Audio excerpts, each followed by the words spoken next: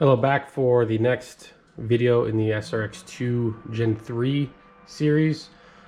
I'm going to cover the differences, similarities between the mid-hybrid and the Gen 3 and show in general where the Gen 3 is superior to the previous version, the mid-hybrid. So starting at the front of both buggies, show some visual comparisons. I'm going to start off with outboard camber link pickup point. So on the Gen 3, it's adjustable with ball studs washers, so you can move that outer point up or down. There's only two. There's an inboard and outboard position. The mid-hybrid has two, but it's fixed, so you can't adjust the outboard height.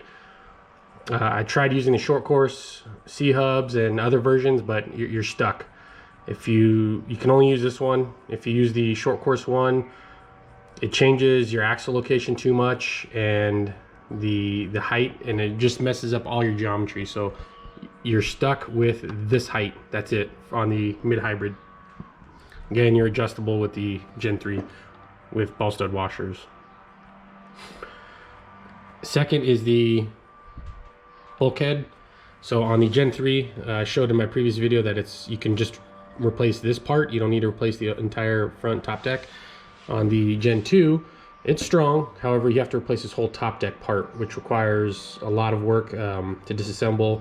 And the plastics, again, I don't think this plastic on the old version and the new version, I don't think they're the same. This stuff feels a little bit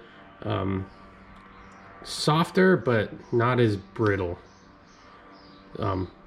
When I was building the kit, everything started a lot easier, stayed in there, didn't really strip, which is kind of something I never really enjoyed about the kits, but really solid, went together real nice. This went together nice, but you better start it straight and keep it straight, otherwise it's going to rip out those threads. So on the front end, talked about the heights. On the hybrid, you were stuck at this height, so you can get like half shims and split this, but you really can't adjust it. It throws off your geometry too much, and it doesn't really like it. On the Gen 3, you can adjust the axle height. When you adjust the axle height, if you want to go higher a millimeter, you take this shim that's down here, move it to the top, and you get a lower ride height and gives you a lower roll center. It's an improvement. I've done it. It didn't really, the difference it made it too slow. It was too big a change in the roll height. So I think the kit setup is pretty solid.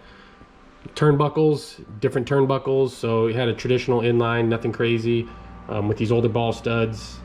The newer captured and larger, much better, a little bit more binding out of the kit compared to the previous version. However, grease them and they'll treat you just well. If you look up top, the ball stud location is not in line with the center line of the spindle, so kind of gives you some funky geometry. Doesn't give you a linear feel. This screw is the inline, essentially the imaginary line that goes from it'd be the equivalent of upper ball joint to lower ball joint. It's in line with it. It makes it feel very linear, very nice, very consistent.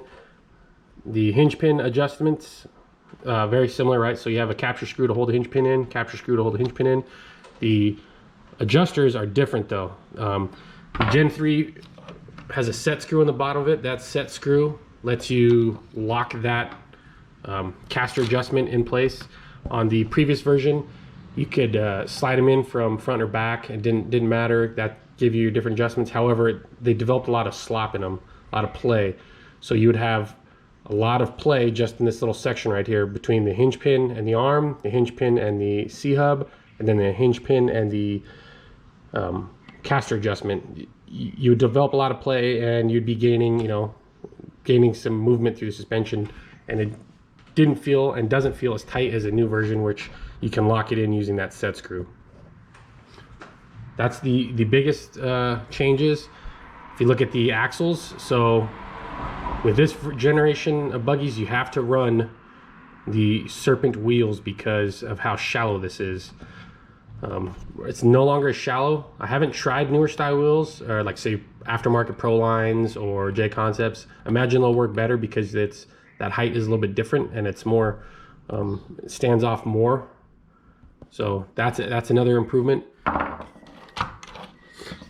So if we look at, so right now I have the front end of the buggy pushed down on the Gen 2 and the front end of this pushed down as well. So that difference in the axle height directly relates to a ride height difference.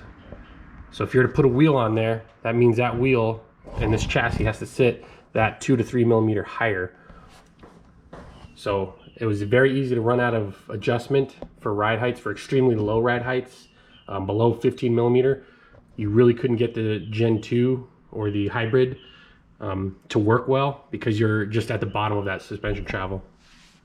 With the newer version, the Gen 3, you can run and have control of lower ride heights. So you can run 14 millimeter and have full control.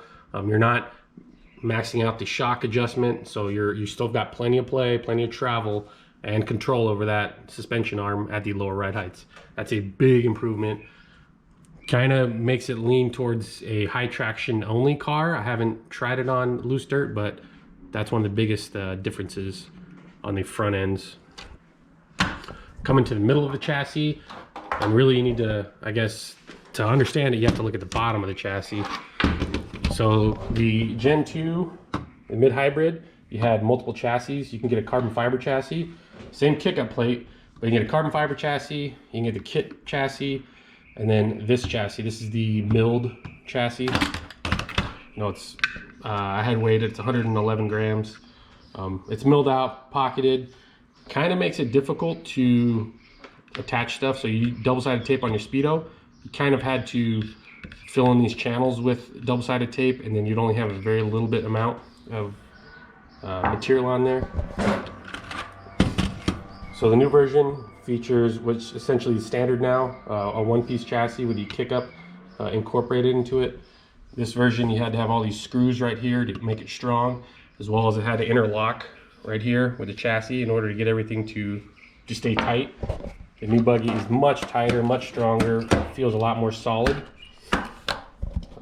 Top deck or side rails. So here are the side rails. They integrated really well on the Gen 2, but this battery area, for all my purposes, I had to cut this area out so that I can fit speed control in there. This version, there is no bulkhead in between here. You do have these side rails. I'm running the carbon fiber side rails for stiffness, but it's a lot, I think it's a lot better of a layout, more consistent. Since all the areas are flat, your double-sided tape is going to work a lot better. I'll cut it here on this video, and then I'll make a part 2 of this, I guess, to cover the back end of the cars. I want to do that mainly so I could break up the videos. This one's already 8.5 minutes long. I'm not sure how long people want to pay attention to, so there's the front half and the chassis part differences between the mid-hybrid and the Gen 3.